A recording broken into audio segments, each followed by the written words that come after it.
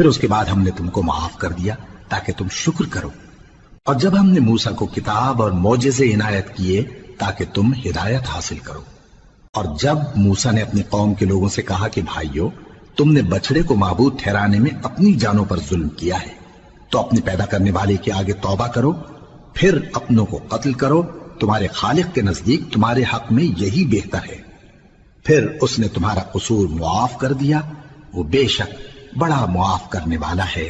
بڑا مہربان ہے۔ اور جب تم نے موسیٰ سے کہا کہ موسیٰ، جب تک ہم اللہ کو سامنے نہ دیکھ لیں گے تم پر ایمان نہیں لائیں گے، تو تم کو بجلی نے آ گھیرا اور تم دیکھ رہے تھے، پھر موت آ جانے کے بعد ہم نے تم کو اثر نو زندہ کر دیا تاکہ احسان مانو، اور ہم نے بادل کا تم پر سایہ کیے رکھا اور تمہارے لیے من و سلوہ اتارتے رہے کہ جو پاکیزہ چیزیں ہم نے تم کو عطا فرمائی ہیں ان کو کھاؤ پیو، مگر تمہارے بزرگوں نے ان نعمتوں کی کچھ قدر نہ جانی، اور وہ ہمارا کچھ نہیں بگاڑتے تھے بلکہ اپنا ہی نقصان کرتے تھے۔ اور جب ہم نے ان سے کہا کہ اس گاؤں میں داخل ہو جاؤ اور اس میں جہاں سے چاہو خوب کھاؤ پیو، اور دیکھنا دروازے میں داخل ہونا سجدہ کرتے ہوئے اور حطوتن کہنا، ہم تمہارے گناہ معاف کر دیں گے اور نیکی کرنے والوں کو اور زیادہ دیں گے۔ تو جو ظالم تھے انہوں نے اس لفظ کو جس کا ان کو حکم دیا تھا بدل کر اس کی جگہ اور لفظ کہنا شروع کیا، پس ہم نے ان ظالموں پر آسمان سے عذاب نازل کیا کیونکہ نافرمانیاں کیے جاتے تھے۔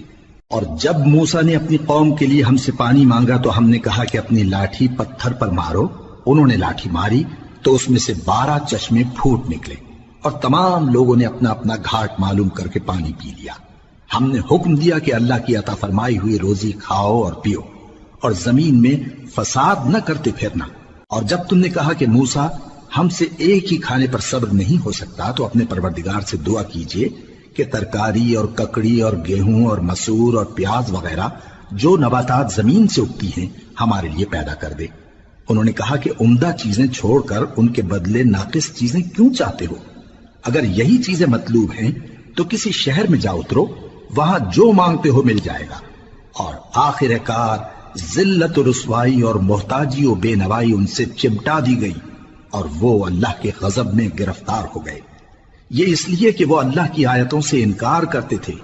اور اس کے نبیوں کو ناحق قتل کر دیتے تھے، یعنی اس لیے کہ نافرمانی کیے جاتے اور حد سے بڑھے جاتے تھے۔ جو لوگ مسلمان ہیں یا یہودی یا عیسائی یا ستارہ پرست، یعنی کوئی شخص کسی قوم و مذہب کا ہو، جو اللہ اور روز قیامت پر ایمان لائے گا اور عمل نیک کرے گا، تو ایسے لوگوں کو ان کے اعمال کا صلہ اللہ کے ہاں ملے گا، اور قیامت کے دن ان کو نہ کسی طرح کا خوف ہوگا اور نہ وہ غمناک ہوں گے۔ اور جب ہم نے تم سے عہد کر لیا اور کوہ طور کو تم پر اٹھا کھڑا کیا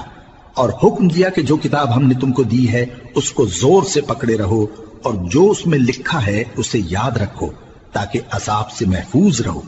پھر تم اس کے بعد عہد سے پھر گئے،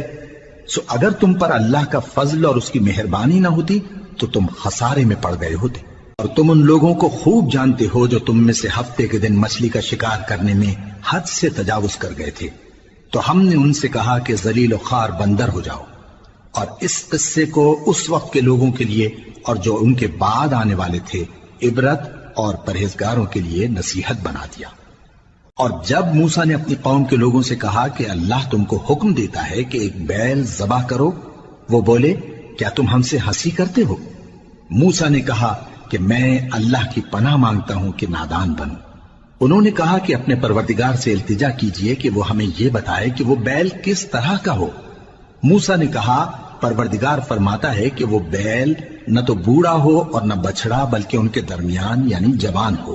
سو جیسا تم کو حکم دیا گیا ہے ویسا کرو۔ انہوں نے کہا اپنے پروردگار سے درخواست کیجئے کہ ہم کو یہ بھی بتا دے کہ اس کا رنگ کیسا ہو۔ موسیٰ نے کہا پروردگار فرماتا ہے کہ اس کا رنگ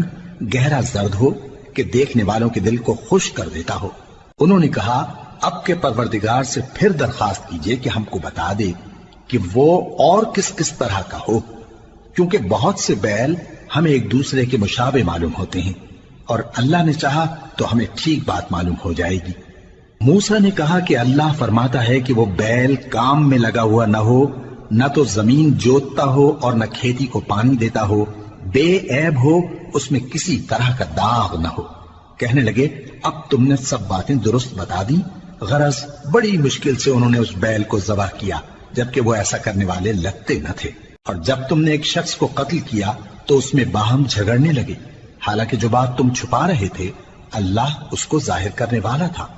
چنانچہ ہم نے کہا کہ اس بیل کا کوئی سا ٹکڑا مقتول کو مارو، اس طرح اللہ مردوں کو زندہ کرتا ہے اور تم کو اپنی قدرت کی نشانیاں دکھاتا ہے تاکہ تم سمجھو۔ پھر اس کے بعد تمہارے دل سخت ہو گئے، گویا وہ پتھر ہیں یا ان سے بھی زیادہ سخت۔ اور پتھر تو بعضے ایسے ہوتے ہیں کہ ان میں سے چشمے پھوٹ نکلتے ہیں، اور بعضے ایسے ہوتے ہیں کہ پھٹ جاتے ہیں اور ان میں سے پانی نکلنے لگتا ہے، اور بعضے ایسے ہوتے ہیں کہ اللہ کے خوف سے گر پڑتے ہیں، اور اللہ تمہارے کرتوتوں سے بے خبر نہیں۔